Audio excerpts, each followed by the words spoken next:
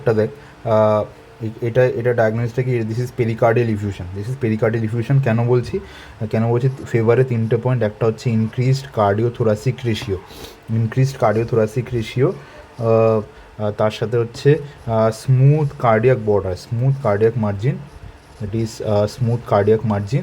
আর তার সাথে আরেকটা কী ফিচার বলেছিলাম, relative oligaemic lung field, relative oligaemic lung field, মানে লাং ফিল্ডে ব্রঙ্কোভাস্কুলার মার্কিং লেস হবে, এখানে যদি অতটা লেস নেই, বাট স্টিল লেস হওয়ার কথা, relative oligaemic lung field. So this favour suggest that is the case of pericardial effusion.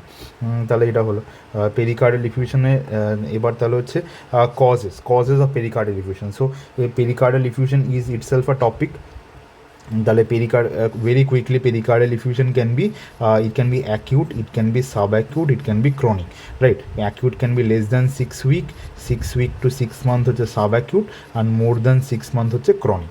তাহলে দিস ইজ পেরিকার্ডাইটিস। তাহলে পেরিকার্ডাইটিস ক্যান বি ইফিউসিভ হতে পারে, অথবা ফিব্রিনাস হতে পারে, বা কনস্ট্রিকটিভ হতে পারে, এরকম টাইপের হতে। তাহলে ইফিউসিভ হলে they will be pericardial effusion, right?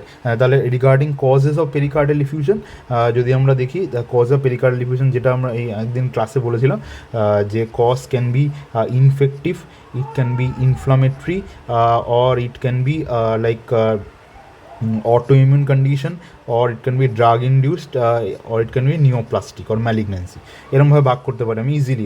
ইনফেক্টিভের মধ্যে যদি ব্যাকটেরিয়াল দেখি, তাহলে হচ্ছে streptococcus pneumoniae is the most common cause. Other than that staphylococcus, এগুলো হতে পারে।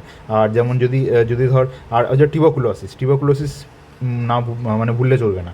আর তার সাথে হচ্ছে ভাইরালের মধ্যে most common cause is coxsackie B. Other virus হচ্ছে HIV হতে পারে, হেপাটাইটিস হতে পারে, অ্যাডিনো ভাইরাস হতে পারে, এগুলো হতে পারে।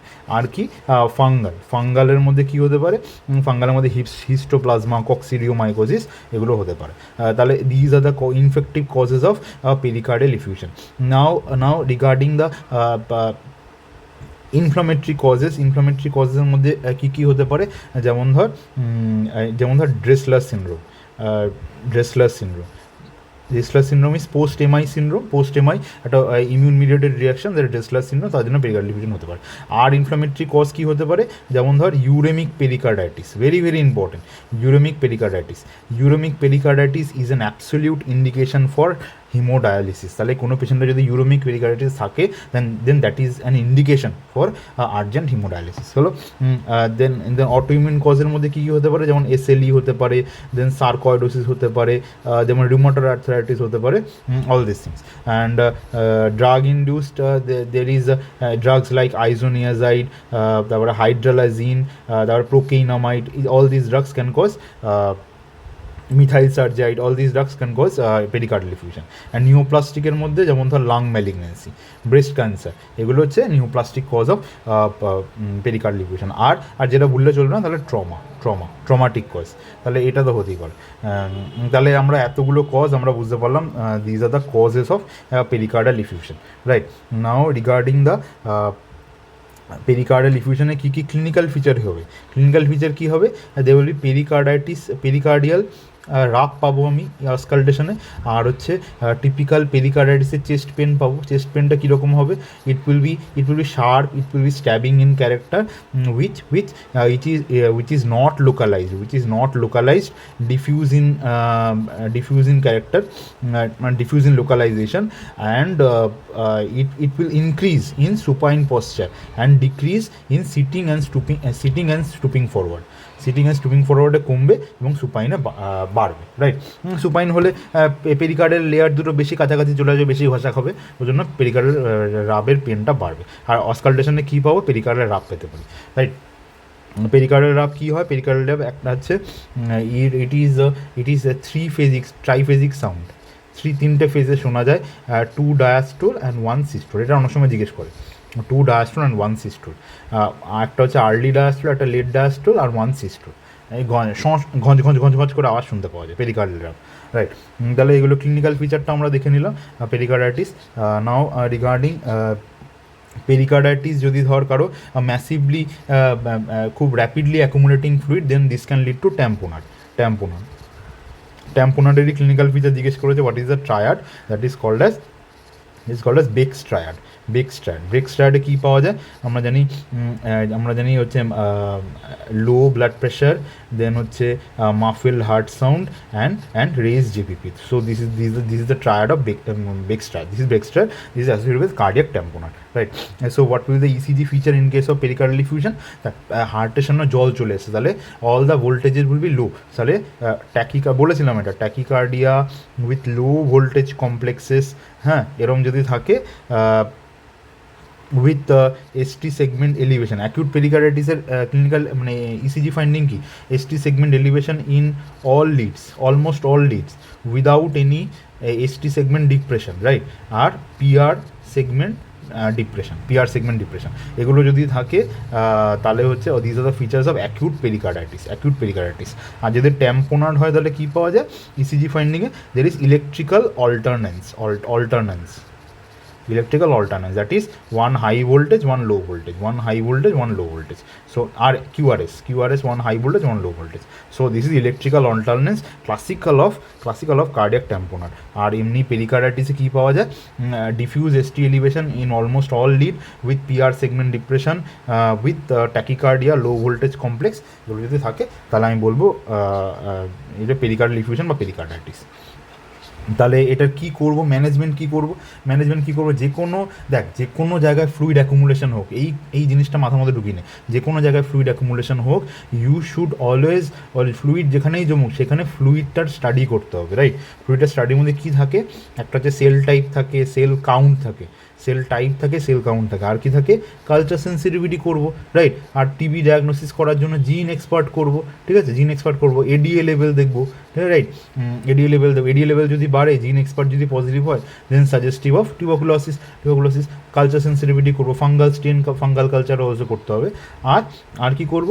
আর যেমন সুগার, যেটা প্রোটিনে যেগুলো মানে প্লুরাল ফ্লুইডে যেগুলো দেখি, সুগার, এলডিএইচ, এগুলোও দেখতে হবে। কারণ এলডিএইচ কোথায় বাড়তে পারে জিজ্ঞেস করতে পারে, এলডিএইচ কোথায় বাড়বে? In any malignant condition LDH বাড়বে। আর পেরিকার্ডিয়াল ফ্লুইডের রিউমাটয়েড ফ্যাক্টর লেভেলও করতে পারি আমি, ইউজুয়ালি করা হয় না, যাই হোক। নাহলে এগুলো আমি করতে পারি। তাহলে এলডিএইচটা মনে রাখবি, আর হচ্ছে gene expert, ADA, culture sensitivity, sell type, sell count, এইটা একদম মুখস্থ মাথায় ঢুকে রাখ। যে কোনো ফ্লুইড, যে অ্যাসিডিক ফ্লুইড হোক, প্লুরাল ফ্লুইড হোক, সব জায়গায় এইগুলোই করতে হবে। Sugar, LDH, protein, definitely protein দেখতে হবে, এনি ইনফেক্টিভ কন্ডিশনে প্রোটিন বাড়বে, রাইট? আর সেল টাইপ, সেল কাউন্ট দেখবো, আর কালচার সেন্সিটিভিটি করতে হবে। তাহলে এইগুলো ইনভেস্টিগেশন আমি করবো। আর ইকো তো অবশ্যই করতে হবে, ইকো তো কি জানি কার্ডিয়াক কন্ডিশন, ইকো করতেই হবে, রাইট? এটা হলো ইসিজি ফাইন্ডিং, ইকো ফাইন্ডিং, এটা এভাবে করবো। আর হচ্ছে যেরকম ডায়াগনোসিস আসবে সেই অনুযায়ী ম্যানেজমেন্ট করবো। যেমন যদি এসএলই আছে তাহলে এসএলইর ম্যানেজমেন্ট করবো, যদি ইনফেকশন আছে তাহলে ইনফেকশনকে ট্রিট করবো। সো একদম ইজি। তাহলে এই টপিকটা আমাদের পড়া হয়ে গেল। লেট আস কাম টু এটা পরে বলছি। সো এটা কি আছে? এটা হচ্ছে urine volume, specific gravity, albumin. Yes, albumin is 4+, is just, এটা কোনো কোয়ান্টিফিকেশন না। এনিথিং 3+ বা 4+ যাই আসুক, always you have to then quantify the amount of protein. তাহলে আমি কী করবো? নেক্সট 24 আওয়ার ইউরিন প্রোটিন পাঠাবো। এটা যদি পাঠাতে না পারি বা দেরি হয় আমার, then earliest you can do spot urine ACR, albumin creatinine ratio. তো that is one surrogate marker, not a very good marker, but still this can be send. আর যদি any proteinuria you have to quantify, এটা মাথায় ঢুকিয়ে নেই, you have to quantify, right? তাহলে এখানে একটা প্রোটিনিউরিয়া হচ্ছে, অ্যালবুমিন বেরোচ্ছে, আর কি হচ্ছে? আর এখানে ফ্যাটি কাস্ট। তাহলে proteinuria with fatty cast, only one diagnosis, that is nephrotic syndrome, proteinuria with fatty cast, nephrotic syndrome হয়ে গেল। তাহলে রিগার্ডিং নেফ্রোটিক সিন্ড্রোম কী জিজ্ঞেস করছে দেখি, what are the presenting complain? So nephrotic সিন্ড্রোমের ডায়াগনস্টিক ক্রাইটেরিয়া কি? So yes, approach to proteinuria. So like if there is a proteinuria, normal urine protein কতটা থাকে? 0 to 150 milligram per day, right? If 0 to 150, ধর less than 1 gram proteinuria হচ্ছে more than 1 gram, less than 1 gram মানে হচ্ছে 150 to 1 gram. তাহলে this less than 1 gram is called tubular proteinuria, tubular মানে নেফ্রনের tubular damage হয়েছে, tubular proteinuria, tubular range proteinuria. And যদি more than 1 gram হয় তাহলে হচ্ছে গ্লোমেরুলার রেঞ্জ প্রোটিনিউরিয়া। তাহলে প্যাথোলজি আমি বুঝতে পারলাম, যদি মোর দ্যান 1 গ্রাম হয় তাহলে হচ্ছে গ্লোমেরুলার রেঞ্জ প্রোটিনিউরিয়া। যদি গ্লোমেরুলার রেঞ্জ প্রোটিনিউরিয়া হয় তার মধ্যে আবার nephrotic range proteinuria and nephritic range proteinuria. What is nephritic range proteinuria? It is less than 3.5 gram per 1.73 meter square per day, and if it is more than 3.5 gram then it is nephrotic range proteinuria, right? তাহলে একদম clear concept, protein normally এইটুকু বেরোয়, যদি less than 1 gram হয় তাহলে tubular range proteinuria, and যদি more than 1 gram হয় তাহলে গ্লোমেরুলার রেঞ্জ প্রোটিনিউরিয়া। এবার গ্লোমেরুলার রেঞ্জের মধ্যে it is either nephrotic or nephritic. Nephrotic হলে মোর দ্যান 3.5 গ্রাম। তাহলে always you have to quantify, right? Now regarding name the histopathological types. দেখ তাহলে নেফ্রোটিক সিনড্রোম, তাহলে আমার হচ্ছে তাহলে এটা হচ্ছে এই কোয়েশ্চেনের আনসারটা হচ্ছে, যেমন ধর glomerulonephritis. Glomerulonephritis can be of two type, it can be proliferative, it can be non proliferative, আর এটা দরকার নেই। তাহলে it can be nephrotic syndrome or nephrotic syndrome or nephritic syndrome, right? তাহলে নেফ্রোটিক সিনড্রোমগুলো কী হয়? What are the histopathological type?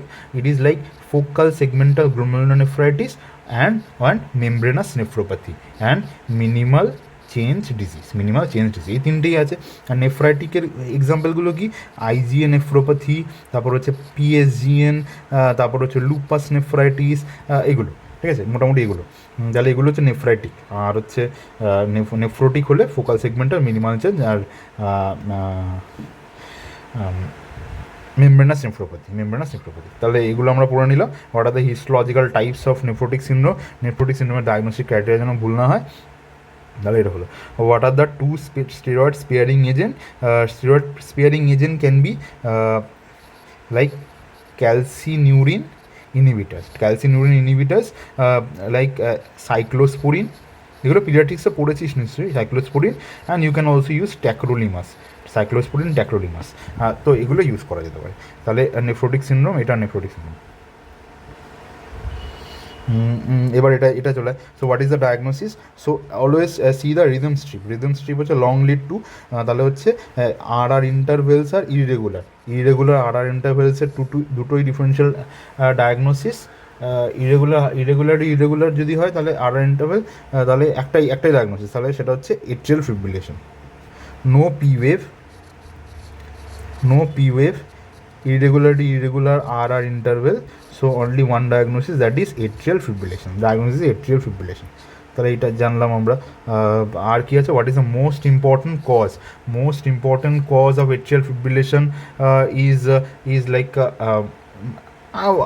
regarding the causes of mitral atrial fibrillation, it can be due to hypertension, very important, systemic cause. Then hyperthyroidism, ভুল যেন না হয়, hyperthyroidism, hypertension, these are all systemic cause that can precipitate atrial fibrillation. Other than that, valvular heart disease, like rheumatic valvular heart disease, like mitral stenosis, right? And other condition due to which lead to atrial chamber dilatation. Other any condition leading to atrial chamber dilatation can cause atrial fibrillation. তাহলে এই কজগুলো আমরা জানলাম মোটামুটি। তাহলে it can be either rheumatic, it can be non rheumatic valvular cause, R other systemic কজের মধ্যে হাইপারটেনশনটা অবশ্যই মনে রাখতে হবে, আর তার সাথে হচ্ছে হাইপারথাইরয়েডিজম। তাহলে এগুলো হলো। তাহলে what are the important complication? তাহলে কমপ্লিকেশন কী হতে পারে? একটা তো হতে পারে patient can go into cardiogenic শকে হতে পারে, এত হার্ট রেট সব কিছু ভেন্ট্রিকুলারে ট্রান্সমিট হবে না, patient can go to cardiogenic shock. আর একটা কমপ্লিকেশন কী হতে পারে? ভেরি ইম্পর্টেন্ট, এই দুটোই বলবি, কার্ডিওজেনিক শক আর হচ্ছে সিস্টেমিক এম্বোলাইজেশন। লাইক যখনই এট্রিয়াল ফিব্রিলেশন হবে, that promotes emboli formation, so again that can dislodge systemic arteries and lead to embolic severe. তাহলে এম্বোলিক স্ট্রোক হতে পারে, আর হচ্ছে এটা হতে পারে হ্যাঁ, what are the drugs? Now regarding the management of atrial fibrillation, ম্যানেজমেন্টের তিনটা অ্যাসপেক্ট আমরা ভেঙে ভেঙে লিখবি, যেমন হচ্ছে একটা হচ্ছে রেট কন্ট্রোল, একটা হচ্ছে রিদম কন্ট্রোল, আর একটা হচ্ছে control, rate control, rhythm control আর অ্যান্টিকোয়াগুলেশন, রাইট? রেট কন্ট্রোলের জন্য আমরা কী দিই? রেট কন্ট্রোলের জন্য আমরা বিটা ব্লকার দিই, ক্যালসিয়াম চ্যানেল ব্লকার দিই, রাইট? আর হচ্ছে ডিগক্সিনও দিতে পারি, digoxin. Actually there is acute rate control আর ক্রনিক রেট কন্ট্রোল আছে। তাহলে অ্যাকিউট রেট কন্ট্রোলে মোটামুটি beta blocker, calcium channel blocker আর ডিগক্সিন ইউজ করা যায়, বাট ক্রনিক রেট কন্ট্রোলে সাধারণত বিটা ব্লকারই ইউজ করা হয়, calcium channel blocker can be used, right? আচ্ছা, বিটা ব্লকার কী দেবো? Beta blocker you use metoprolol, right? Metoprolol দেবো। তাহলে এটা হলো রেট কন্ট্রোল। আর রিগার্ডিং রিদম কন্ট্রোল কীভাবে করা যায়? Rhythm control can be cardioversion, electrical cardioversion, or it can be drug induced, drug দিয়েও করতে পারি আর ইলেকট্রিক্যাল কার্ডিও ভার্সনও করতে পারি রিদম কন্ট্রোল। তাহলে এটা কী দেওয়া হয়? ডিসি শক দেওয়া হয়, ডিসি শক দেওয়া হয়। যদি ডিসি শক দেওয়া হয় তাহলে তার জুল কত? 200 জুল। আর ড্রাগ কী হতে পারে? একটা হচ্ছে আইএপি, বলেছিলাম পড়ানোর সময়, আইবিউটিলাইট অ্যামিউডারন প্রোকেইনামাইড, রাইট? তাহলে এই তিনটে ড্রাগ আমি মনে রাখতে হবে। আইএপি রেট কন্ট্রোলের জন্য বিটা ব্লকার দেবো, ক্যালসিয়াম চ্যানেল ব্লকার দেবো, ডিগক্সিন দেবো। রিদম কন্ট্রোলের জন্য either I can give electrical cardioversion by shock 200 joule, or I can give IAP, that is ibutyllate amiodarone procainamide. আর অ্যান্টিকোয়াগুলেশন, লাস্ট পার্ট হচ্ছে anticoagulation কখন দিতে হবে? I have to all cases of AF I have to calculate CHA-2DS score, CHA2 DS2 VAS score and Hasbled score, এগুলো জানি আমরা। তাহলে চ্যাডভ্যাস score যদি মোর দ্যান ইকুয়াল টু 2 হয়, আর HAS BLED score is a risk of bleeding, যদি খুব বেশি হ্যাজব্লেড স্কোর থাকে তাহলে দেওয়া যাবে না। আর CHADS VASc score more than equal to 2 হলেই তোকে অ্যান্টিকোয়াগুলেশন দিতে হবে। কী দেবো অ্যান্টিকোয়াগুলেশন? যদি ধর রিউম্যাটিক ভ্যালভিউলার AF হয়, মানে due to mitral stenosis, then you give warfarin, বা ধর প্রস্থেটিক হার্ট ভালভ আছে, also you give warfarin. Any other condition you give NOAC, যেমন রিভারক্সেবান, ঠিক আছে? তাহলে এইগুলো মনে রাখতে হবে। তাহলে এই মাইট্রাল স্টেনোসিসের জন্য যদি AF হয় তাহলে সেক্ষেত্রে আমি ওয়ারফারিন দেবো, আর বাকি যে কোনো কন্ডিশনে মোটামুটি নোয়াক দেবো, এটা মনে রাখলি। তাহলে এট্রিয়াল ফিব্রিলেশনের ম্যানেজমেন্ট এভাবেই ভেঙে বলবি: rate control, rhythm control and anticoagulation. ভেঙে বলতে হবে। So what is this? This is a lumbar puncture needle, জানি এগুলো। Name 3 important uses of this. তাহলে ইউজ বললে again diagnostic use and therapeutic use বলে ইন্ট্রাথেকাল কোনো ড্রাগ দিতে চাইছি, যেমন মেথডট্রিক্সেট দিতে চাইছি, চাইল্ডে ALL দেওয়া হয়, ALL ইন্ট্রাথেকাল মেথডট্রিক্সেট দেওয়া হয়, সেক্ষেত্রে আমি দিতে পারি। আর ডায়াগনস্টিক ইউজ যেমন হচ্ছে diagnostic use for any meningitis, any cause of meningitis. আর হচ্ছে ডায়াগনস্টিক ইউজ আর থেরাপিউটিক ইউজের মধ্যে ধর কারো রেইজড ICT আছে, সেক্ষেত্রে একটু লাম্বার পাংচার করে CSF বার করে দেওয়া যেতে পারে, রেইজড ICT। আর ডায়াগনস্টিক ইউজের মধ্যে meningitis, for diagnosis of meningitis, আর সাব অ্যারাকনয়েড হেমারেজে কী পাবো? আমি আগের স্লাইডটায় বললাম, জ্যান্থোক্রোমিয়া পাবো, right? Name two important complication কী হতে পারে? কমপ্লিকেশন হতে পারে একটা হচ্ছে পারসিস্টেন্ট হেডেক হতে পারে, আর হচ্ছে ওই লোকাল সাইটে সেপসিস হতে পারে, and you can introduce infection, এগুলো হতে পারে, রাইট? তো ইম্পর্টেন্ট কমপ্লিকেশনগুলোর মধ্যে এই local site sepsis, local site infection, persistent CSF leak, যেখানে পাংচার করেছিলিস ওইখান থেকে পারসিস্টেন্টলি CSF লিক হয়ে যাচ্ছে, পারসিস্টেন্ট হেডেক, এগুলো হতে পারে। তাহলে what is the eye finding you have to check, and that is simple answer, that is papilledema you have to check. তো প্যাপিলিডিমা দেখে যদি কারো প্যাপিলিডিমা থাকে তাহলে আমি CSF ট্যাপ করবো না, রাইট? ডিলে করবো। এবার হচ্ছে দ্য লাস্ট ওয়ান, এটা কি আছে? This is a hypodense. এটার কম্পেয়ারে এটা দেখ, এখানে দেখা যাচ্ছে না hypodense. This is a hypodense lesion seen in the left capsuloganglionic region. This is the region of basal ganglia. দেখ ইন্টারনাল ক্যাপসুল আছে, এখানে কর্ডেট নিউক্লিয়াস, এখানে থ্যালামাস, এখানে হচ্ছে গ্লোবাস প্যালিডাস, এখানে পুটামেন, এগুলো আছে। তাহলে this is the left capsuloganglionic area একটা আমি হাইপোডেন্স লিজন দেখতে পাচ্ছি in the MCA territory, in the MCA territory. So this is ischemic CVA, ischemic CVA. তাহলে final diagnosis ischemic CVA in the MCA territory, in the right, in the left capsuloganglionic region বা basal ganglia region হলো. So this is the final diagnosis. What are the আচ্ছা তাহলে এই ischemic CVA, তাহলে CVA একটু respect, আচ্ছা হ্যাঁ সিভিএটাই তাহলে গোটা একবার ভালো করে বলে দিই। সিভিএ তাহলে CVA can B it can be ischemic, it can be hemorrhagic, right? Ischemic can be again embolic, again it can be thrombotic. আর হেমারেজিকের মধ্যে ইট can B subarachnoid haemorrhage, it can B intracerebral haemorrhage. এই তো classification, right? এবার হচ্ছে regarding causes of embolic CVA, causes can be, ভালো করে খাতায় এর structurally নোটটা বানাবি, ঠিক আছে? তাহলে embolic CVA can be due to cardioembolic CVA, মানে কার্ডিও মানে হার্টের মধ্যে there is source of embolus and that is dislodging, and it can be artery to artery embolus, for example carotid atherosclerosis. তাহলে embolic CVA আমরা cause জানতে পারলাম, it can be due to cardioembolic CVA, or it can be artery to artery embolism like carotid atherosclerosis. ক্যারোটিডের মধ্যে কোনো atherosclerosis হয়ে আছে, সেটা ফট করে একটা ছোট্ট ক্লট গিয়ে ব্রেনে লজ করে গেল, so that can be embolic CVA. Then coming to the thrombotic, all the condition that prones the patient to thrombosis কী হতে পারে, যেমন the smoking, তারপরে হচ্ছে স্মোকিং, তারপর হচ্ছে ওসিপি ইউজ, প্রেগনেন্সি, তারপর হচ্ছে আর দ্য হাইপার কোয়াগুয়েবল স্টেট, যেমন হচ্ছে আপলা, তারপর হচ্ছে হোমোসিস্টিনেমিয়া, তারপর হচ্ছে protein C, protein S deficiency, antithrombin 3 deficiency, factor 5 Leiden mutation. এই যে এক লাইনে গড় করে এটা মুখস্থ বলে যাবে। যেমন হাইপার কোয়াগুয়েবল স্টেট বললে জাস্ট ইউ মানে আটার আপলা সিনড্রোম, যেমন হচ্ছে homocystinaemia, protein C, protein S deficiency, antithrombin 3 deficiency, factor 5 Leiden mutation, এগুলো। Also nephrotic syndrome is also a hypercoagulation. Why this is so? Because protein C, protein S, antithrombin 3 all are getting lost in the urine in case of nephrotic syndrome. So nephrotic syndrome itself is a hypercoagulable state. মনে রাখবি, সবসময় মনে রাখবি। In clinical life also this is very important. আর হচ্ছে এমনি condition smoking, OCP, pregnancy, very important, OCP use, pregnancy. তাহলে these are the causes of thrombotic CVA, right? Thrombotic CVA. এবার হচ্ছে হেমারেজিক সিভিএর কজগুলো কী কী হতে পারে? হেমারেজিক সিভিএর কজ প্রথমে বলবে ট্রমা, দেন হচ্ছে ড্রাগ কী হতে পারে? ধর কোনো অ্যান্টিকোয়াগুলেন্ট খায়, তার জন্য ব্লিডিং হয়ে গেছে, অথবা ধর হতে পারে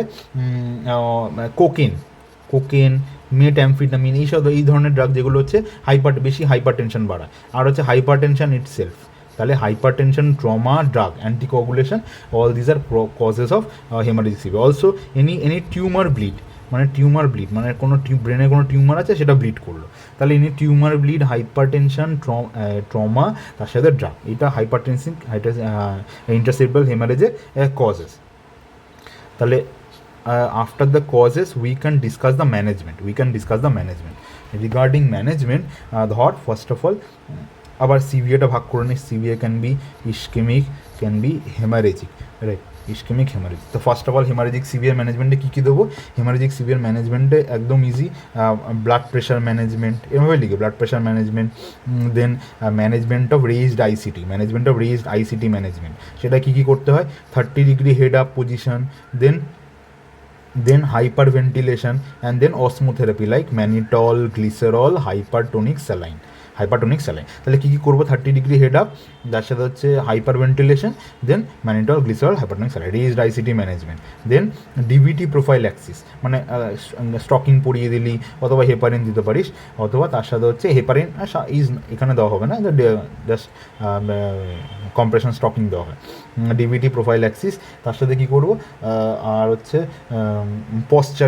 পশ্চার কেয়ার, আর হচ্ছে যদি কোনো পেশেন্টের সিজার হয়, অ্যান্টি সিজার মেডিকেশন, মানে জাস্ট কনজারভেটিভ ম্যানেজমেন্ট। কিন্তু কনজারভেটিভ ম্যানেজমেন্ট লিখে দিলে তুই নাম্বার পাবি না, তোকে এর যেই পয়েন্টগুলো লিখতে হবে, যেমন blood pressure management, ICT management, raised ICT কী করবো, ডিভিটি প্রোফাইল্যাক্সিস, পশ্চার কেয়ার, আর হচ্ছে আর হচ্ছে সার্জারি কখন, what are the indications of surgery in case of haemorrhagic CVA, if it is a cerebellar haemorrhage, cerebellar hemorrhage more than 3 centimeter, then it is an absolute indication for surgery. It is an absolute indication for surgery. Cerebellar hemorrhage more than 3 centimeter, falling GCS is an absolute indication of surgery. তাহলে মনে থাকবে haemorrhagic severe management একদম easy, শুধু surgery কোথায় করতে হবে সেটা একটু মাথায় রাখবি। তাহলে ইসকেমিকের মধ্যে এম্বোলিক আর থ্রম্বোটিক, এম্বোলিকের মধ্যে কী ম্যানেজ করবো? अगेन এম্বোলিকের ম্যানেজমেন্টে you calculate the CHA2DS score and you give anticoagulation. যদি CHA2DS score more than equal to 2 হয়, যেটা হচ্ছে AFib ম্যানেজমেন্টে বললাম, এই more than 2 হয় তাহলে অ্যান্টিকোয়াগুলেশন তখন দিতে হবে। আর হচ্ছে থ্রম্বোটিকের মধ্যে কী দেবো? থ্রম্বোটিকের মধ্যে হচ্ছে আমাকে থ্রম্বোলিসিস করতে হবে। Thrombolysis is one option. Then intra arterial thrombectomy is another option. This is surgery. তাহলে একটা হচ্ছে ড্রাগ দিয়ে করতে পারি, আর হচ্ছে সার্জারিও করতে পারি, ইন্ট্রা আর্টেরিয়াল থ্রম্বেক্টমি। আর সেকেন্ড আর কি অপশান আছে? আর অপশান আছে ধর আমি আর হচ্ছে অ্যান্টিপ্লেটলেট ড্রাগ, আর হচ্ছে হাইপারলিপিডেমিয়া ম্যানেজমেন্ট। তাহলে এই চারটে অ্যাসপেক্ট আছে, একটা থ্রম্বোলিসিস করবো, একটা হচ্ছে ইন্ট্রা আর্টেরিয়াল থ্রম্বেক্টমি করবো, আর হচ্ছে অ্যান্টিপ্লেটলেট দেবো, আর হচ্ছে হাইপারলিপিডিয়াম ম্যানেজ। হাইপারলিপিডিয়াম হচ্ছে হাইড্রোস্ট্যাটিন, মানে হচ্ছে ইউ গিভ অ্যাটোরোভাস্ট্যাটিন 40-80, রোসুভাস্ট্যাটিন 20-40, এরকম হাইড্রোস্ট্যাটিন দিতে হবে। তাহলে এইগুলো হলো। এবার হচ্ছে thrombolysis, very very very very important thrombolysis. তাহলে থ্রম্বোলিসিস কখন করবো? What are the indications of thrombolysis? তাহলে থ্রম্বোলিসিস তখনই করবো যখন হচ্ছে patient age is more than 18 years, তারপর হচ্ছে less than one third of MCA territory stroke, আর কোনো হেমারেজ নেই, no hemorrhage in CT scan. All these are indications. আর হচ্ছে ব্লাড প্রেশার হচ্ছে লেস দ্যান 185/110, এইগুলো যদি থাকে then only and patient has come within 4.5 hour. তাহলে 4.5 ঘন্টার মধ্যে এসছে onset of stroke, 4.5 hour within onset of stroke, more than 18 hours, less than 1/3 of MCA territory stroke, আর ব্লাড প্রেশার কন্ট্রোলের মধ্যে আছে, দেন ইউ গো ফর থ্রম্বোলিসিস। থ্রম্বোলিসিস কীভাবে করা হয়? You do by recombinant RTPA, recombinant tissue plasma activator, যেমন alteplase বা রেটেপ্লেস দিয়ে করা যায়। এই ডোজটা এখানে মনে রাখতে হয়, that is 0.9 milligram per kg, maximum dose is 90 milligram, and 10% to be given as bolus, and rest 90% given as IV infusion. তাহলে একদম ইজি। তাহলে কখন যদি কোনো পেশেন্টের থ্রম্বোলিসিস করতে হয়, তাহলে আমি দেখে নেবো 4.5 ঘন্টার মধ্যে এসছে, ওর ব্লাড প্রেশারটা ঠিক আছে, একটা CT স্ক্যান করে দেখে নিলাম কোনো হেমারেজ নেই, আর ইস্কিমিয়া থাকলেও সেটা লেস দ্যান 1/3 আছে। এখানে কি থ্রম্বোলিসিস করা যাবে? এখানে থ্রম্বোলিসিস কিন্তু করা যাবে না, because this is more than 1/3 of territory, right? তাহলে all this are practically important. তাহলে এটা করলে আমি থ্রম্বোলিসিস কী দিয়ে করবো? আমি অ্যালটেপ্লেস দিয়ে করবো, আর টেনাক্টোপ্লেস দিয়েও করা যায়, অ্যালটেপ্লেসের ডোজটা মনে রাখতে হয়, ঠিক আছে? তাহলে এটা থ্রম্বোলিসিস হলো। আর ইন্ডিকেশনস আর contraindications of thrombolysis, indication তো বলেই দিলাম। আর কন্ট্রা ইন্ডিকেশন অফ থ্রম্বোলিসিস কী হবে? যদি ধর persistent rise in BP more than 185/110, ঠিক আছে, কোনো ব্লিডিং ডিসঅর্ডার আছে, বা ধর লাস্ট 14 ডেজের মধ্যে কোনো সার্জারি হয়েছে, বা ধর লাস্ট 21 ডেজের মধ্যে কোনো GI ব্লিডের হিস্ট্রি আছে, আর কোনো রিসেন্ট মায়োকার্ডিয়াল ইনফাকশান হয়েছে, বা কোনো রিসেন্ট ইন্ট্রাসেরিব্রাল হেমারেজ হয়েছে, ICH যদি হয়েছে, all this are contraindication for thrombolysis. মানে ব্লিডিং যদি হয়, যদি 14 দিনের মধ্যে কোনো সার্জারি হয়ে থাকে, 21 দিনের মধ্যে কোনো GI ব্লিডিং হয়ে থাকে, আর যদি BP কমছে না, তাহলে সেক্ষেত্রে আমি থ্রম্বোলিসিস করতে পারবো না, রাইট? তাহলে সব কটা সিভিয়ার ম্যানেজমেন্ট কিন্তু এখানে একবারে আমি ভালো করে বলে দিলাম, তোরা ভালো করে সুন্দর করে চার্ট ফর্মে খাতায় ওটা লিখে নিবি, বা যদি নোট থাকে তাহলে তো ভালোই।